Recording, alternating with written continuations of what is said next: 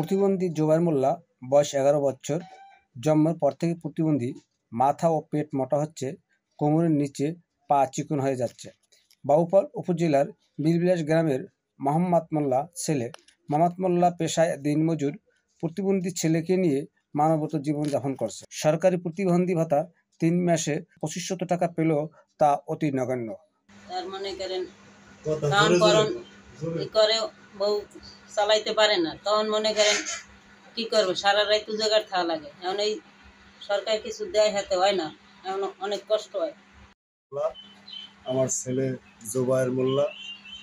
আমার ছেলে গর্ভের জন্মর একদিন পর থেকে ও অসুস্থ। তারপরে ওর শ্যামলী শিশু হাসপাতালে ভর্তি করি। তারপরে আমরা চিকিৎসা করি।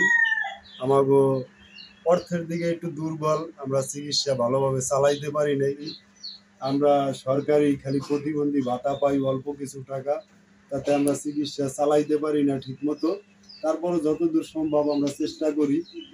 আজকে 11 বছর ঠিক মতো খাওয়া দাওয়া করতে পারে না, ঘুমাইতে পারে না, কান্না করে। এর লাগে 4 পিস আর একটা 2 পিস, এগুলা দেখা যায় ওরে খাওয়াইতে গেলে আমাগো টাকা পয়সা থাকে না। বিভিন্ন সময় একটু আর্থিক সহযোগিতা কেউ করে। সাইফুল ইসলাম, বাবুপাল প্রতিনিধি।